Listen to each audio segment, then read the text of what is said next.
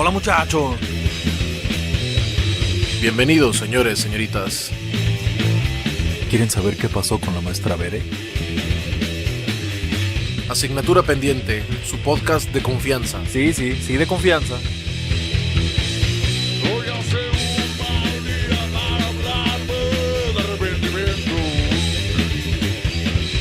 Asignatura pendiente, escucha el podcast todos los lunes en las plataformas oficiales.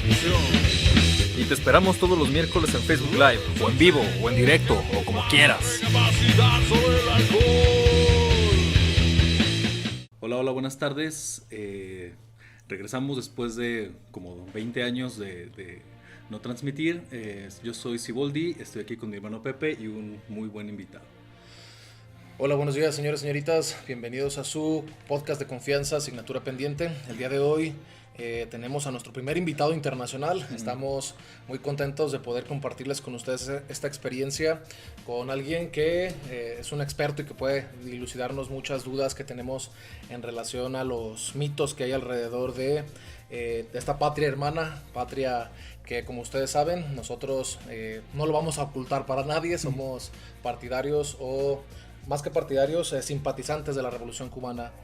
Les queremos presentar al profe Enrique Barcelona. Hola, profe, ¿cómo está? ¿Cómo están ustedes? Les doy un buen saludo, un buen abrazo a la distancia, a los dos hermanos y a la audiencia que nos están escuchando. Muchas gracias. Vamos a comenzar un poco platicando aquí con el profe. Nos va a hacer el favor de resolvernos algunas dudas.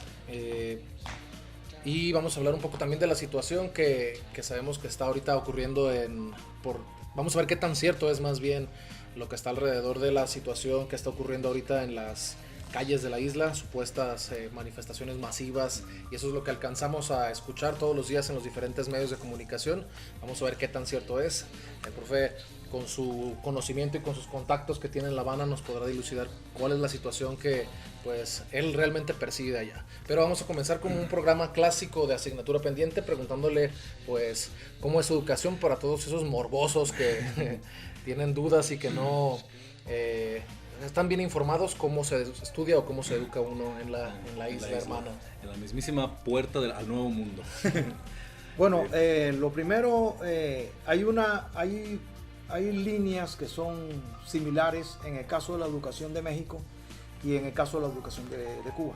De hecho, la educación de Cuba ha siempre mantenido patrones con respecto a la educación que manifiesta México. En el caso de México han habido muchos cambios de planes de estudios. Por eso nosotros notamos ciertas diferencias. Una diferencia marcada que tiene la educación cubana con respecto a la educación mexicana es precisamente la plataforma del estudio. Ahí en Cuba, como todo el mundo sabe, es un país socialista. Hay un mito, le digo mito porque no es real, que se dice que Cuba es un país comunista. No hay ningún país en el mundo que sea comunista. Es muy difícil que haya un país comunista. Cuba es un país socialista y la palabra social identifica la forma de dirección de Cuba.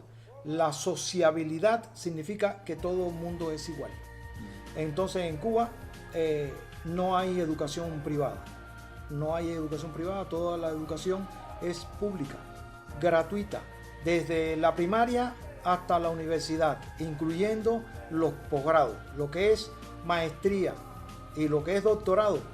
Para los cubanos es totalmente gratuito. No como aquí en México, ¿no? Que el artículo 3 dice que la educación es gratuita y pública, pero ¿cuántas escuelas hemos trabajado en escuelas privadas sí. Nosotros, ¿no? Entre otras cosas, laica, ¿no? Y también hay escuelas que forzosamente enseñan aquí en México una educación que tiende a la espiritualidad o a alguna religión en particular. Qué interesante. Y tiene mucha razón, a comparación de como un Estado socialista, una obligación del Estado es la educación, como la salud, y por lo mismo no hay empresas privadas que ofrezcan servicios de educación.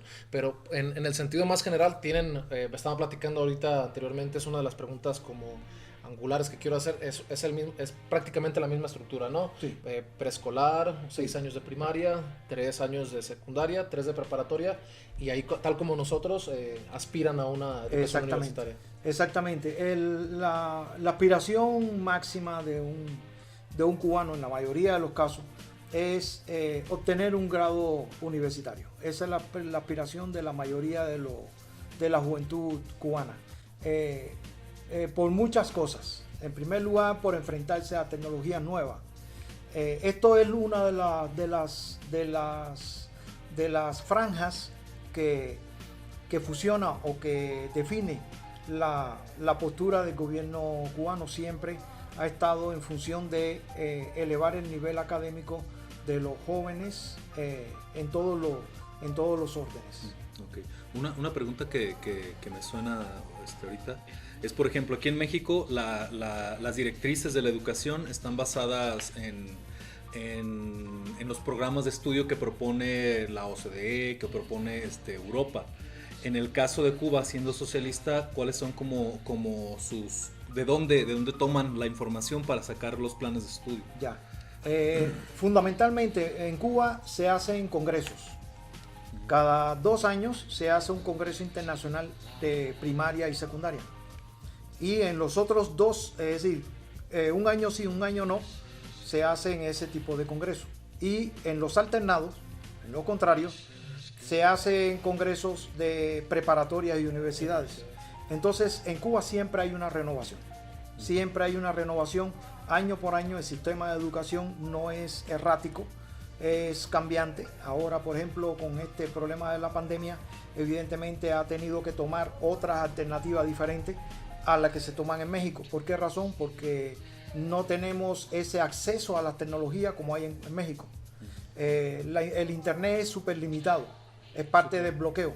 Entonces, cuando la fibra óptica en México es aproximadamente de este ancho, la de Cuba es un hilito.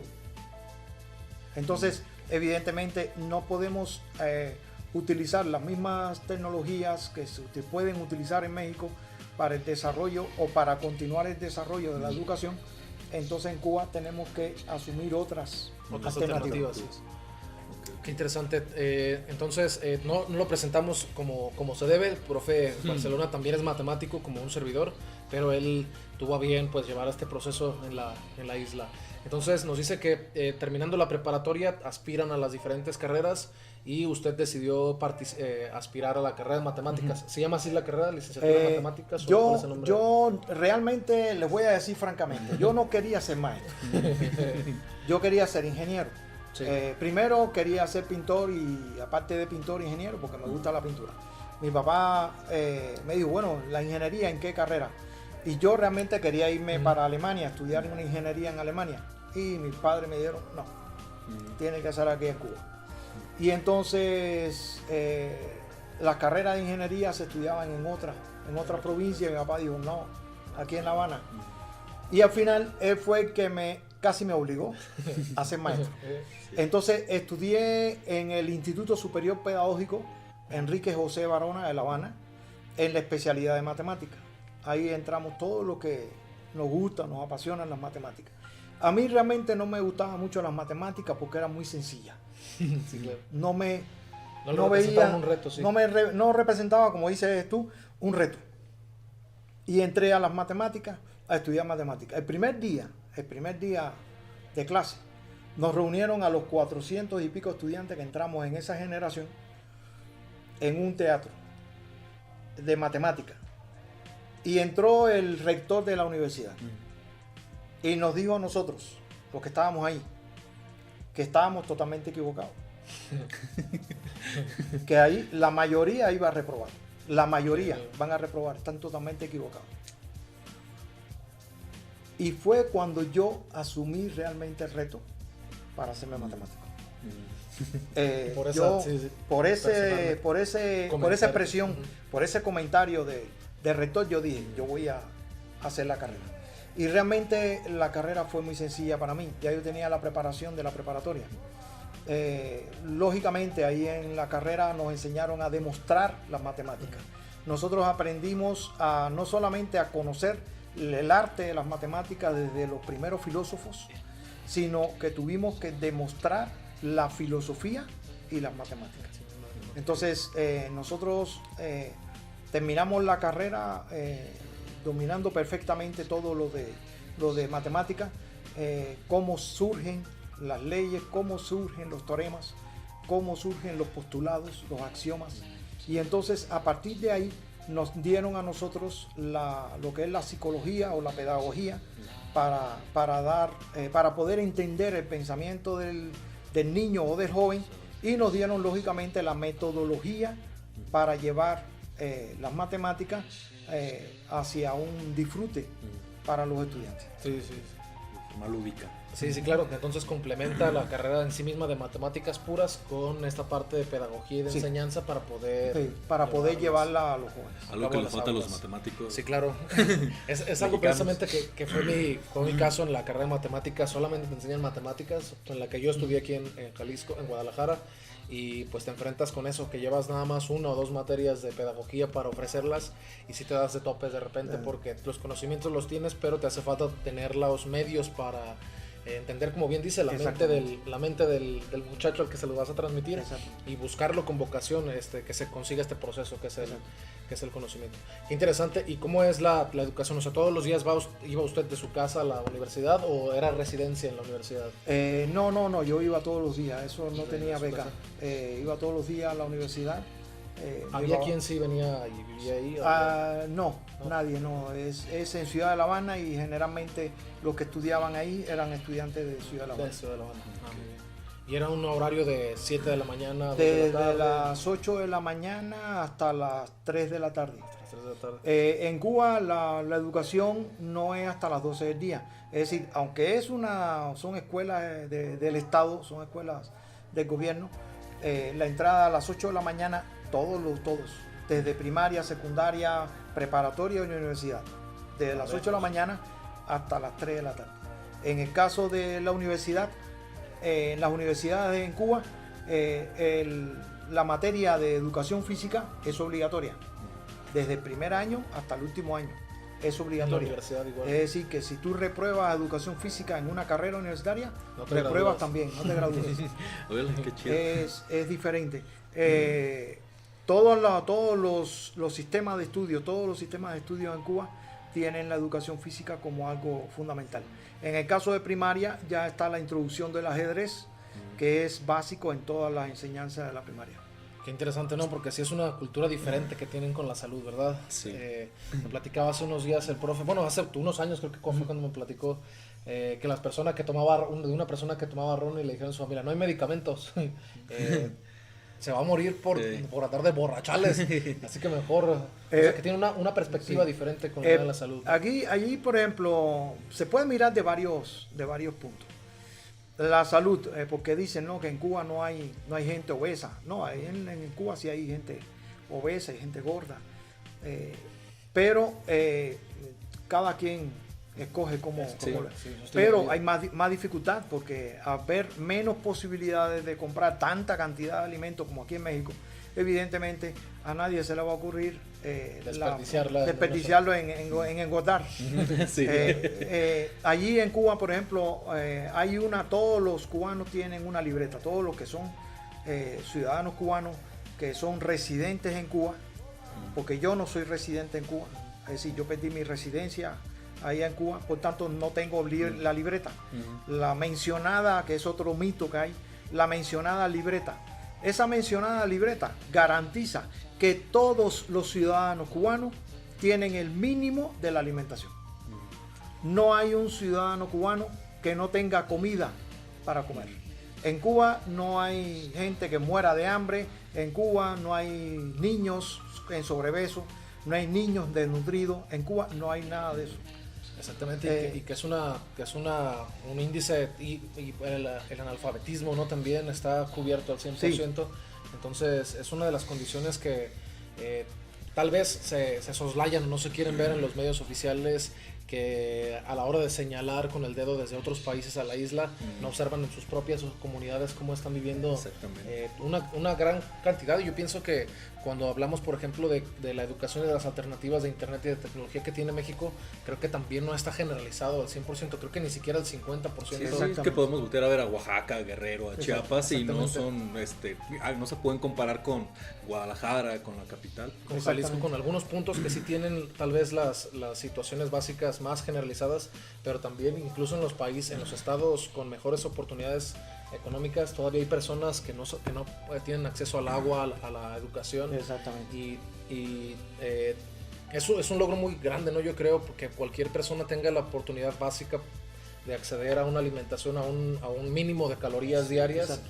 En general es uno de los retos que deberían de resolver los países antes de estar pretendiendo criticar las Exactamente. las No, y es de que otros. mira, la situación que nosotros tenemos es una situación que se define en 2 palabras: quitar el bloqueo. Así de sencillo. Si Cuba no tuviera el bloqueo que tiene desde el año 63, 1963, que empezó a ejercerse el bloqueo contra Cuba, un bloqueo genocida, un bloqueo en contra de la alimentación, en contra de la salud de un pueblo, eso es genocidio. Sí, absolutamente criminal. Eso es genocidio. Si no tuviésemos ese bloqueo, el desarrollo de Cuba fuera increíble, porque además los ingenieros están ahí, los médicos están ahí, los maestros están ahí. Lo único que necesitamos nosotros es que pueda entrar a Cuba todos los medios, todas las cosas, las empresas extranjeras que puedan entrar a Cuba. Una empresa mexicana quiere llevar a Cuba sus medios, no lo puede hacer. ¿Por qué razón? Porque esa empresa a lo mejor tiene negocios en Estados Unidos.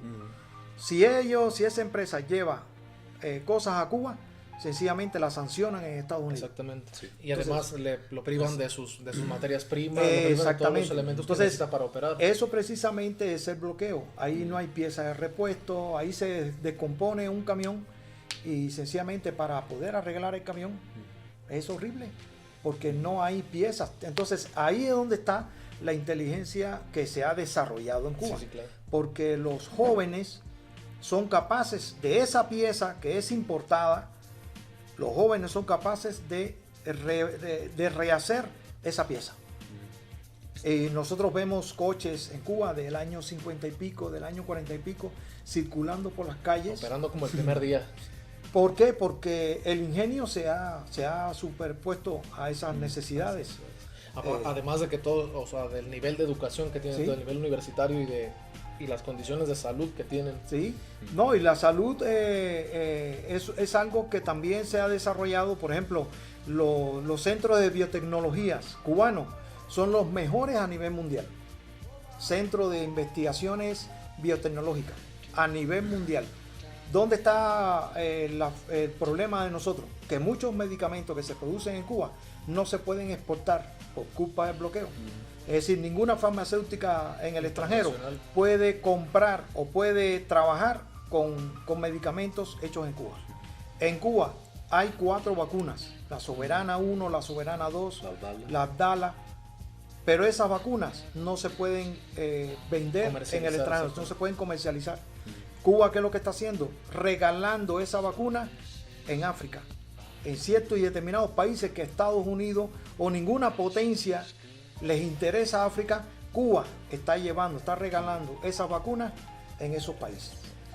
Entonces, ahí está la diferencia. El único país del mundo que prepara médicos de toda Latinoamérica, incluyendo México, es Cuba, de forma gratuita.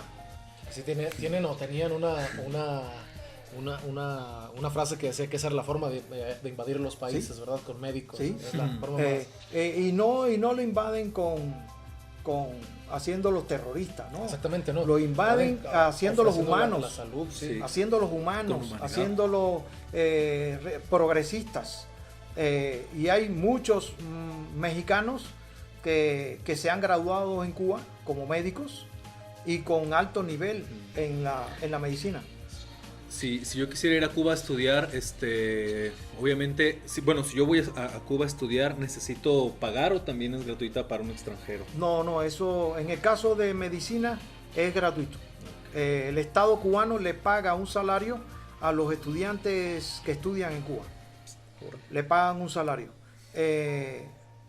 Solamente la única indicación que plantea Cuba es que tienen que ser países, es decir, tienen que ser estudiantes de bajos recursos económicos. Okay. Esa es la única medida que pone Cuba. Si alguien Que sea un estudiante pobre, de familia pobre, y que quiera ser médico. un estudiante de la UP que tiene para pagar 30,000 pesos mensuales de colegiatura, no, eso no. Eso sí, págame. Esto síguele ahí en tu casa, síguele ahí en tu rancho. Pero para los mexicanos que terminan la preparatoria, tienen que haber terminado la preparatoria, tienen Sí, hay esa programas. opción, tienen esa opción de estudiar en Cuba la carrera de medicina. Ahí se llama la ELAN, o lo buscan en internet, Escuela Latinoamericana de Medicina, o Escuela para Estudiantes Mexicanos en Cuba. Y entonces aparece en la página de la Escuela Latinoamericana de Medicina, donde aparece también el programa de estudio completo.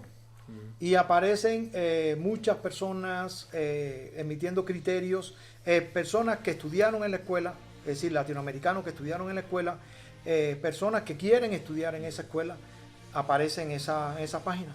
Y la línea de comunicación directa es con la Embajada de Cuba en México. Bien, entonces retomando un poquito su experiencia, usted, estábamos hablando, se gradúa en 86 y empieza a operar dando clases ahí en Sí, la isla. En Cuba estuve 19 años impartiendo clases fundamentalmente en La Habana. De esos 19 años, aproximadamente 10 años fueron en la preparatoria de provincia Habana, todo preparatoria. Y entonces el último año de mi carrera o de mi trabajo Su profesión, sí. en Cuba fue en la Escuela Latinoamericana de Medicina, precisamente en la escuela donde llegan los estudiantes mexicanos y de 24 nacionalidades, son de 24 países los que van a estudiar medicina en Cuba. Y entonces ahí el último año que yo estuve en esa institución fue precisamente atendiendo la parte de electrónica en la escuela. Entonces llego a México en el año 2005. En el año 2005 llego a México. No pude trabajar ese año porque tenía que pasar un año ¿De residencia? sin trabajar como dependiente económico. Y ya al año ya empecé a trabajar. La primera escuela donde trabajé aquí en México fue en una preparatoria en el centro, Enrique Díaz de León, Sí, aquí. en el centro. Y la pregunta morbosa, Sí. ¿sí se nota mucho la diferencia Sí. entre el estudiante cubano y el estudiante mexicano? Fíjate que Órale, no, fíjate hijos de que no. Los estudiantes, por lo menos yo he trabajado con estudiantes cubanos y estudiantes mexicanos, y son iguales. Sí. Son iguales. Salvaron. En Yo la creo adolescencia que todos son igual de burros. Yo creo que Son iguales. la diferencia en la parte de educación estriba en el proceso de enseñanza, es decir, el fenómeno de enseñanza alrededor de ese estudiante y el propio maestro. Yo aquí tuve que aprender, porque en México no es igual que en Cuba. Y la forma de enseñanza de aquí de México es un poco diferente. Precisamente Con respecto a eso ¿cómo se llama? Me refería, porque siento que el estudiante mexicano como que tiene más, no necesariamente más recursos y más o sea, tiene el material más a su disposición.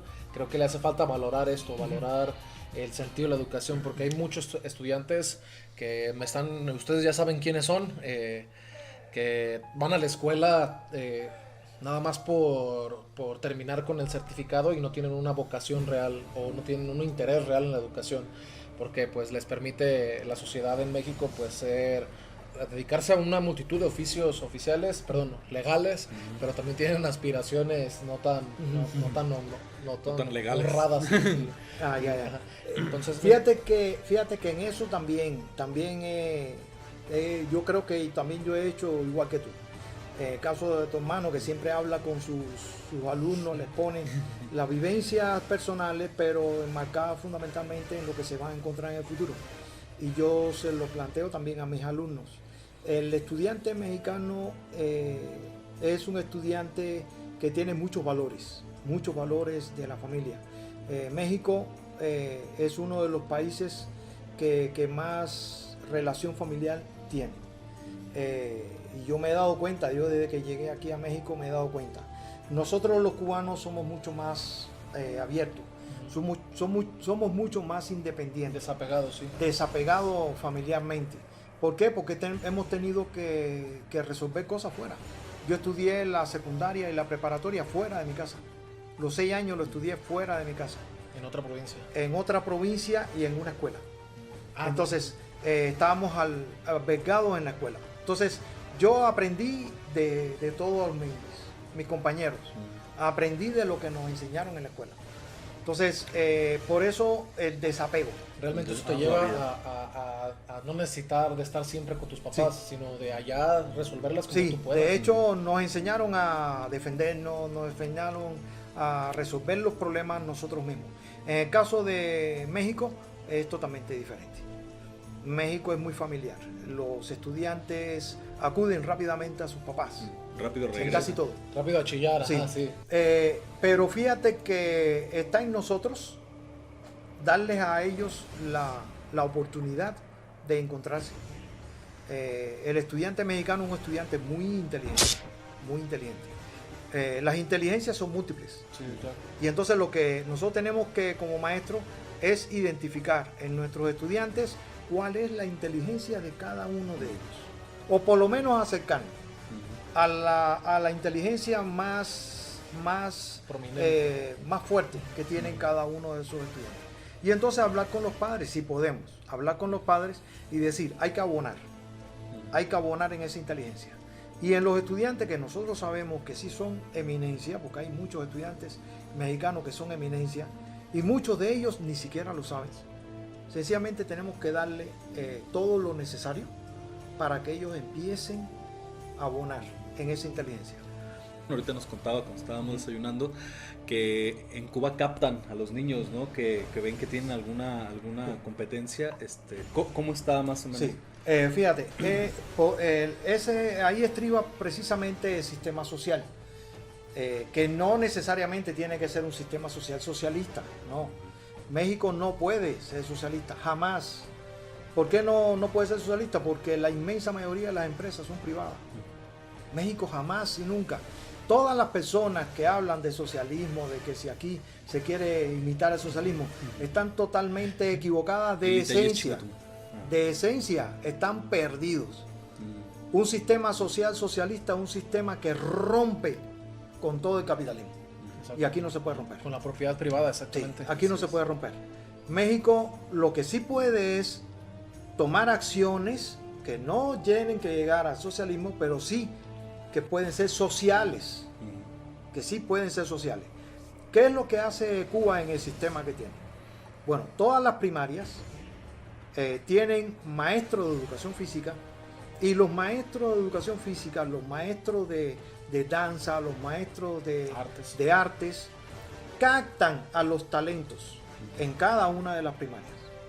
Hablan con el papá y le dicen, mira, su hijo tiene este talento en tal parte de las artes o en esta parte del deporte.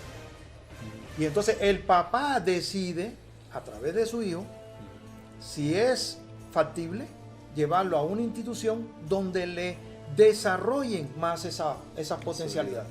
Y entonces en Cuba, en cada municipio, hay escuelas de deporte y escuelas de arte para primaria.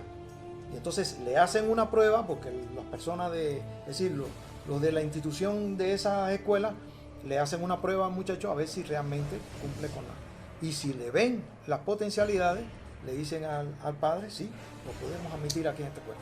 Esa escuela es una escuela de primaria, pero una escuela primaria donde el niño recibe las clases por la mañana, normal como una escuela primaria, y por la tarde, después de que almuercen ahí dentro de la escuela, porque ahí le dan almuerzo y todo, que ellos descansan, entonces pasan para la parte de la atención en el área especial. Y algo que no les gusta escuchar a nuestras tías panistas, que es totalmente gratuito, que totalmente lo paga el Sí, Estado. de hecho, los padres de familia no tienen absolutamente que dar nada. Si ellos salen para un evento de deporte o para un evento de arte, la escuela es la que asume los gastos por el uniforme. Esas escuelas son atendidas a través del gobierno y los instrumentos musicales son a través del gobierno. Desgraciadamente, como decían los maestros, Cuba no tiene las posibilidades que tiene México. Cuba no tiene tiendas de instrumentos. ¿Por qué? Porque esas tiendas son particulares, las de aquí son particulares. Exactamente. Y entonces en Cuba un instrumento costaría muchísimo dinero para que un trabajador pudiera conseguirlo.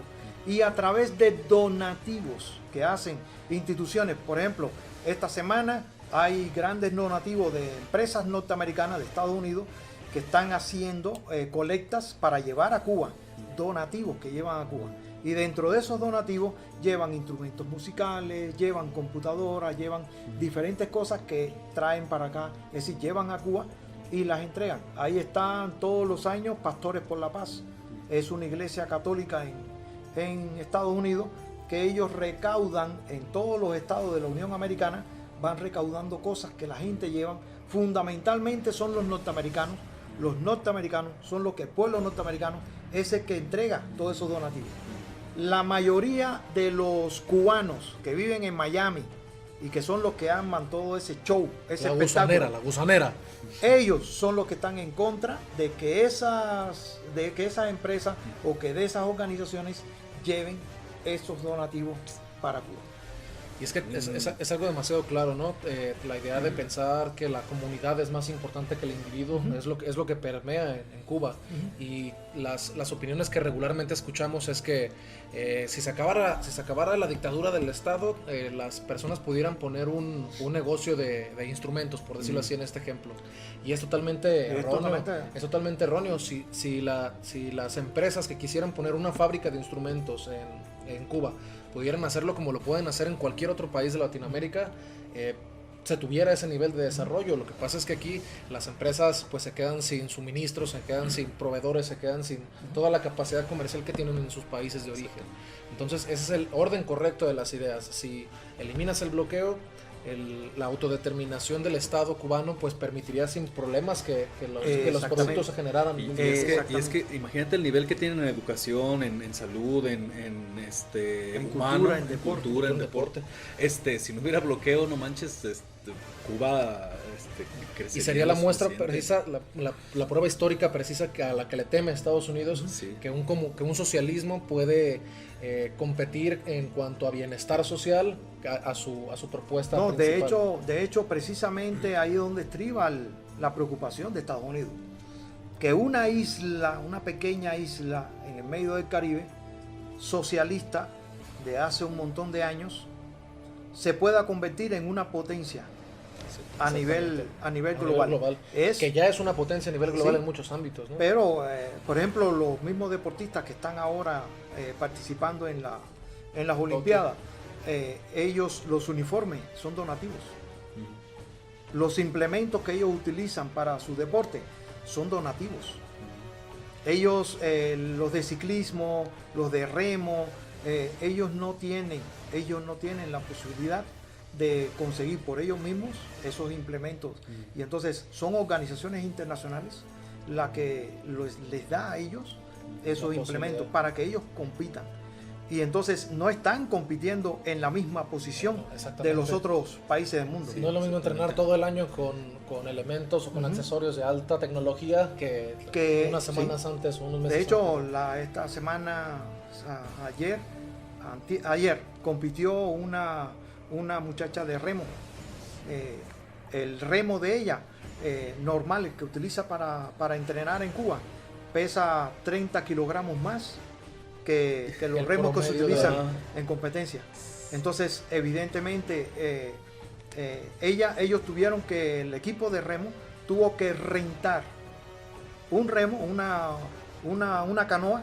Tuvieron que rentar una canoa allá en Japón para que ella pudiera competir, pero esa canoa no pesa lo mismo que la canoa con la que practicas. Entonces, evidentemente, hay una diferencia. Cuando nosotros vemos los resultados de las Olimpiadas y vemos en ese momento compitiendo un cubano, tenemos que darnos cuenta que esa persona que está compitiendo ahí viene sin nada a competir. Viene con ¿Con el corazón? Sí, exactamente. ¿Con el corazón? Con haber sobrepasado todas esas carestías y estar ahí es mucho, muy valioso.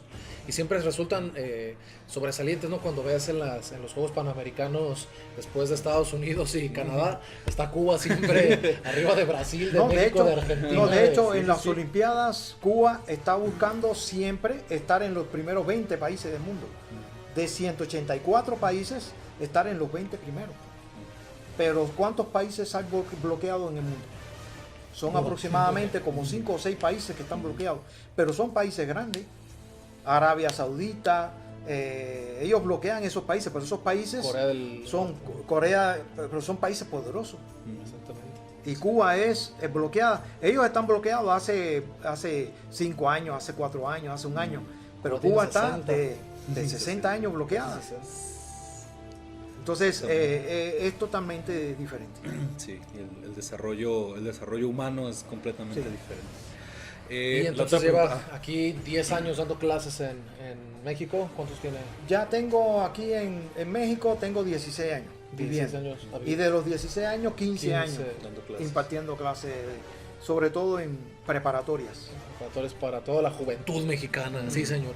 Yo lo conocí al profe en una escuela y sí nos dimos cuenta cómo es diferente el trato de alguien con ideas sociales que de los otros profes que también practicaban ahí la docencia, a comparación de otros profes que no, el conocimiento, ir a Harvard, ir a la NASA, ese tipo de cosas. Cálmate, matemáticas son matemáticas como donde sea. Fíjate que eso que tú acabas de decir es importantísimo. Hay 2 tipos de maestros.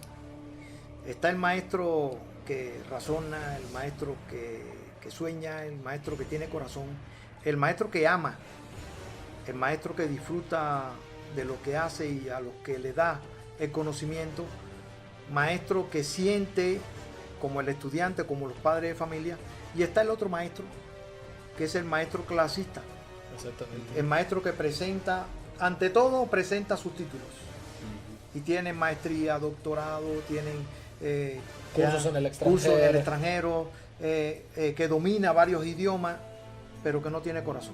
Exactamente. Y que además ve en el estudiante un negocio, es un cliente.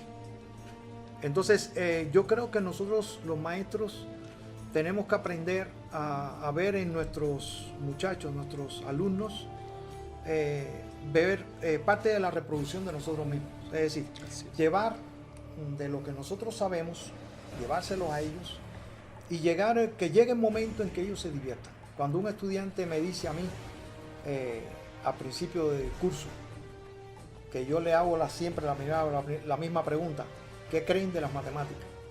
Y me dicen, las odio, difíciles, son imposibles. Y que cuando vaya terminando el curso, yo le haga la misma pregunta y que ellos me digan, no, padre. Pero algunos se van más allá, me dicen, gracias a usted. Sí, claro, sí, claro. Entonces, eso es una medalla muy grande, que el estudiante se sienta fortalecido con las matemáticas, que disfrute las matemáticas y que alguno de esos estudiantes diga, profe, yo quiero ser como usted.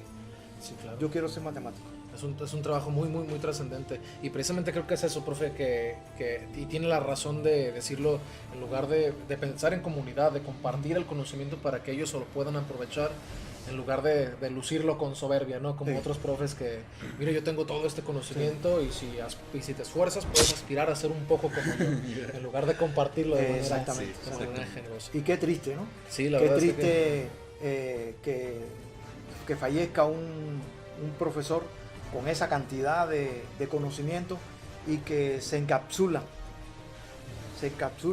Y a cierto Y punto no. se pierde. Se pierde, porque ni no- siquiera su familia se lo da. Sí, no tiene la humildad de poder compartirlo con alguien porque tampoco el alumno está dispuesto a, profe, regálame todo su trabajo. No, tienes Sí. que buscarle las Sí, formas para sí, que sí. pueda ser receptivo y una vez que lo tenga lo sepa utilizar o lo sepa disfrutar, como Sí. bien lo dice. Qué interesante, ¿no? El trabajo de alguien que viene a compartirnos sus conocimientos de manera tan generosa aquí con la tan banda abierta, mexicana. exactamente. Nunca se ha encontrado con una mamá panista de... No, le No. den clases a mi hijo porque es profe cubano, de seguro. No, fíjate que aquí en México yo no me he encontrado con ningún tipo de situación de ese tipo. Sé que existen porque algunos maestros han abordado en algunas ocasiones temas como ese. Pero yo no he tenido, la suerte que he tenido yo es no encontrarme con ese tipo de personas. Sí he tenido la suerte de conocer maestros clasistas. He tenido la posibilidad de conocer aquí en México a maestros racistas. Los he conocido. Desgraciadamente, muy pequeñitos maestros, Sí. muy pequeñitos, porque por suerte esos estudiantes que han tenido la desgracia de toparse con ese tipo de maestros, al final han terminado siendo estudiantes muy buenos. Tengo la experiencia de estudiantes que han tenido esa problemática con ciertos y determinados docentes y que hoy por hoy están terminando la carrera de administración de empresas, o una estudiante que está terminando la carrera de medicina, a pesar de tener la piedrita en su camino de maestros así, y también tener familias que han estado en contra del desarrollo de esos estudiantes, porque no solamente los maestros, dentro de la familia he visto ocasiones malas. Yo, por ejemplo, soy entrenador para el examen de ingreso para la UDG y he tenido muy buenas experiencias inolvidables de estudiantes que han llegado a mi casa para que yo los entrene para el examen de ingreso, sobre todo en la carrera de medicina, y que han llegado con la estima por el piso. Después de haber fracasado varias veces. De haber intentado sido rechazados. Y rechazados, y yo le he levantado la autoestima, y hoy por hoy esos estudiantes están terminando, uno de ellos está terminando la carrera de medicina y el otro ya está en el segundo año de la carrera de medicina. Entonces es una experiencia para mí gratificante. Esos son de las medallas que yo me llevo. A mí Sí, no, claro. no me interesan mucho los papelitos, los títulos que dan, Las condecoraciones. las condecoraciones, sino las historias que yo dejo Sí, a claro. los estudiantes. Nunca se les va a olvidar. Y eso, Sí. y eso es trascendente, ¿no? El día de mañana que estén ejerciendo la medicina van a decir, un día Sí. importante en mi existencia no podía entrar y gracias a Sí. estas asesorías pude llegar. Yo acabo de salir de una experiencia con escuelas de esas de alto perfil económico que regularmente en Guadalajara tienen nexos, ¿no? Como se puede decir, que están fundadas en escuelas religiosas. Estamos hablando, por ejemplo, de órdenes como el Opus Dei, el Legionarios de Cristo, el Yunque, puro Puro pura gente conservador. con dinero conservador y de derecha. Nunca ha tenido problemas si a la hora de aspirar a una escuela que le digan si es simpatizante con la Revolución Cubana o si es cubano o no. No, fíjate que no. En Guadalajara no existe ese Sí existe, yo sé que existe, pero no he tenido desgracia. yo quisiera tener una experiencia como esa, que sea rechazado. Mucha gente dice que no le gusta lo malo. Hay veces que nosotros que tenemos que probar de lo malo Sí, claro. para saber sí, que como existe lo malo y para saber cómo defendernos, cómo administrar nuestro criterio o nuestro nivel de aguante o de empuje. Tenemos que chocar, tenemos que enfrentarnos a situaciones negativas. Yo en este caso no he tenido situaciones de ese tipo, pero también está en cómo tú te educas. Sí, claro.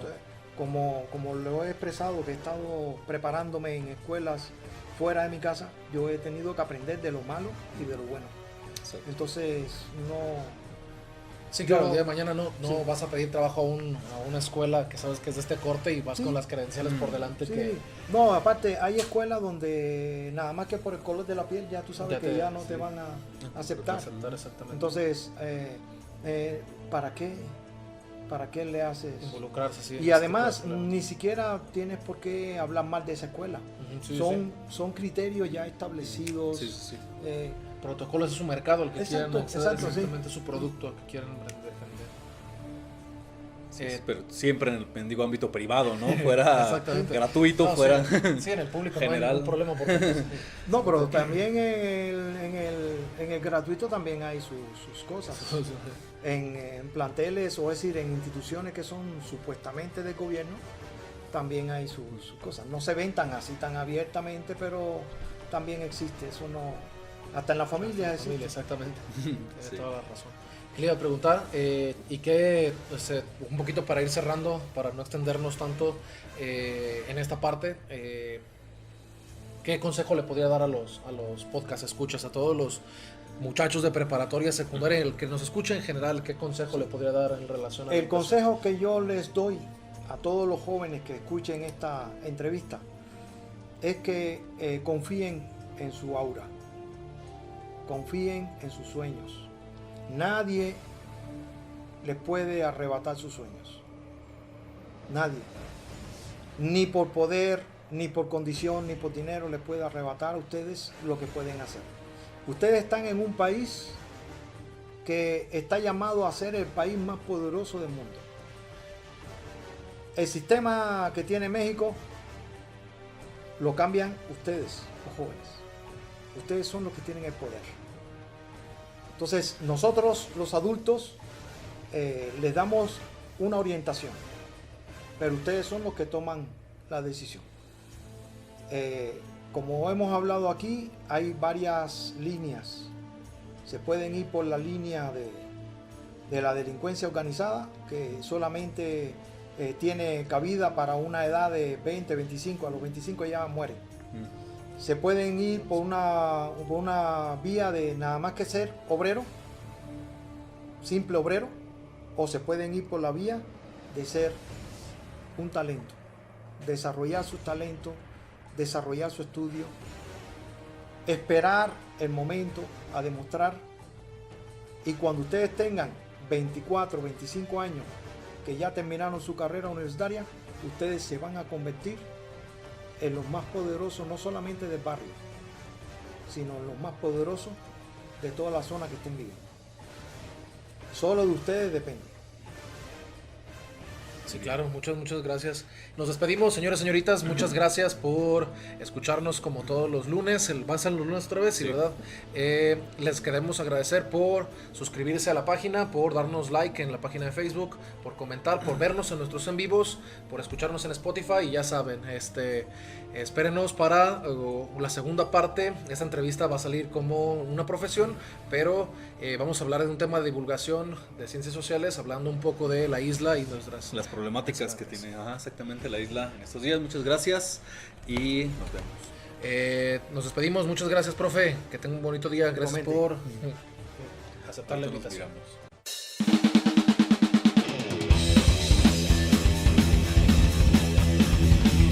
Pues ya se terminó. Adiós, licenciados. Nos vemos en la próxima edición de Asignatura Pendiente. Cuídense mucho, nos vemos el miércoles.